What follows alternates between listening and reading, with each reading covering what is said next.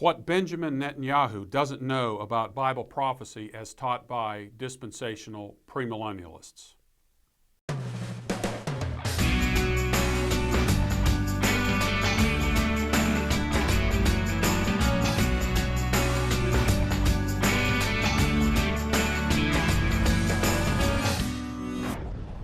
Benjamin Netanyahu, speaking on the recent 65th anniversary of the liberation of the Nazi concentration camps at Auschwitz in Poland, the Prime Minister proclaimed this was a fulfillment of Bible prophecy as outlined in Ezekiel chapter 37.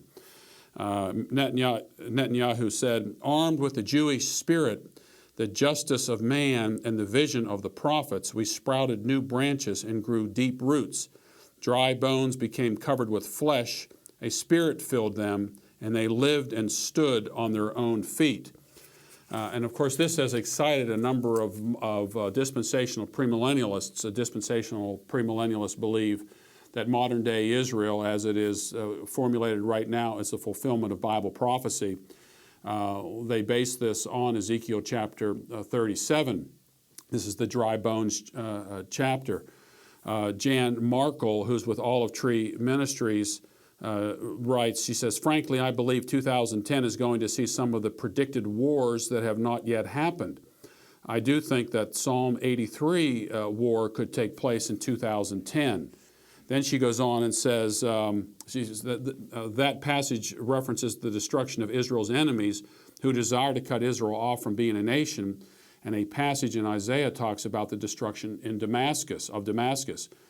And she says, Isaiah 17 says there's coming a time when Damascus will be leveled, and that probably would be sooner rather than later, in that Syria is stirring up so much trouble. And we really think that 2010, certainly by 2011, there's going to be a major spark flying. This is all very interesting to me because Prime Minister Netanyahu really doesn't understand what modern-day dispensationalism teaches about Ezekiel chapter 38 and Ezekiel 39 in relation to Ezekiel chapter 37 and what follows all of this. And I find it interesting that Jan Markell writes that there is a degree of spirituality in Israel recently with the Benjamin Netanyahu saying that Ezekiel 37 is now fulfilled.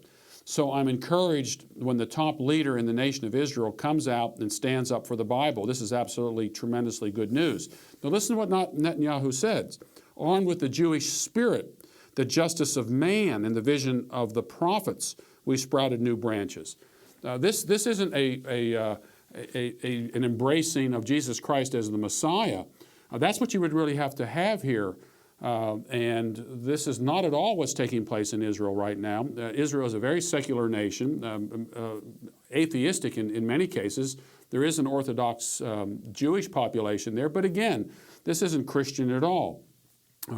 And there are other problems with this interpretation as well. It's obvious that Ezekiel 37 is a fulfillment of Bible prophecy regarding the return of the Jews from the captivity back to Israel, specifically back to Jerusalem, and rebuilding the temple, rebuilding rebuilding the tabernacle, rebuilding the walls of Jerusalem.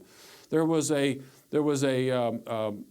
return from the diaspora during the time of the return after the Babylonian captivity. Remember, Babylonian captivity was 70 years. This is what we find this in the book of Jeremiah. We see Daniel dealing with this in Daniel chapter 9. And the Jews return from this captivity, come back to the land, rebuild the temple, rebuild the city. This is the fulfillment of that. People say, oh, no, it was only the southern tribes. It was only Benjamin and Judah who returned. That is not the case at all. If you go back and you look at Ezekiel chapter 37, you'll see very clearly that there it talks about the stick of Joseph. And if you go back and look through the Kings and Chronicles, you'll find that Ephraim and Manasseh, who were the sons of Joseph, end up coming in and going with Judah as the northern kingdom under Jeroboam becomes corrupted and setting up these false centers of worship. You had Asher returning to Judah as well. And so the return is the return of Israel. Read the book of Ezra. Notice how often Israel is used throughout the book of Ezra. There were Jews, Israelites that came back from the captivity and repopulated what we know today as the nation of Israel.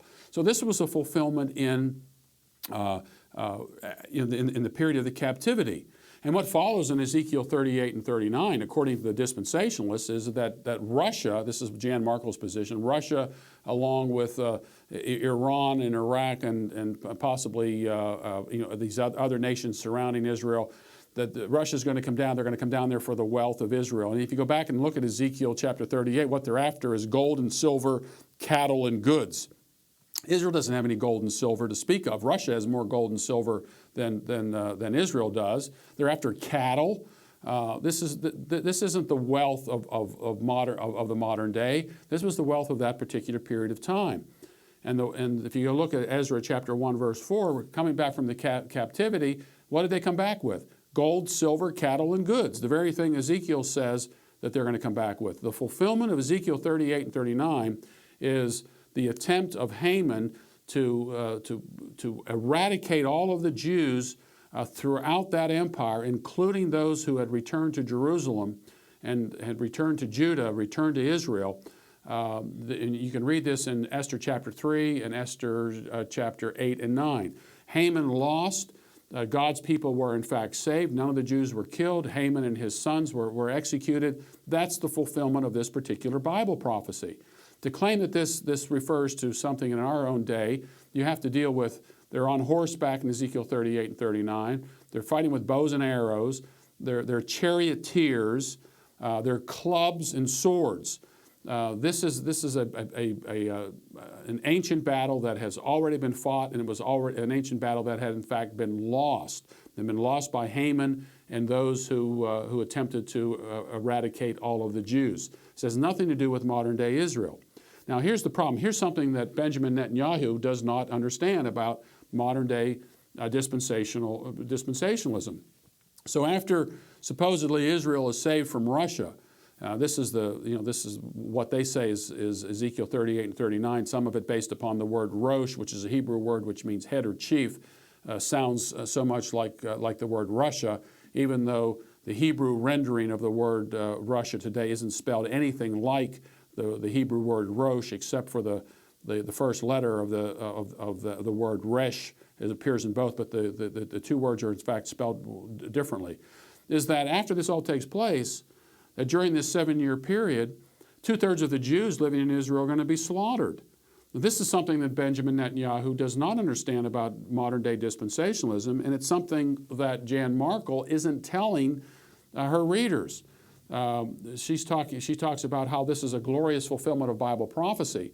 Well, if you really believe this is a fulfillment of Bible prophecy, then what you ought to be doing is telling the Jews to get out of Israel, because all the Jews who remain in Israel, according to dispensationalism, 2/3 of them are going to be killed during the period of the Great Tribulation. And so it always amazes me that people look to this as some fulfillment of Bible prophecy. Here God destroys Israel's enemy in modern-day Russia, but then just a few years later ends up killing 2/3 of the Jews as well as billions of people around the world. This is not a prophetic system that is rooted either in the Bible or in logic. It doesn't fit the biblical scenario, and it makes absolutely no logical sense. If you'd like more information about this particular view that I'm espousing here, I suggest that you get my book, Why the End of the World is Not in Your Future. Why the End of the World is Not in Your Future. You can order it from AmericanVision.org.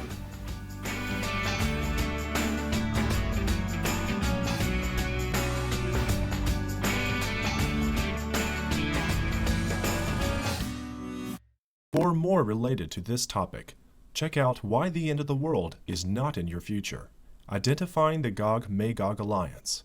You will find it at AmericanVision.com.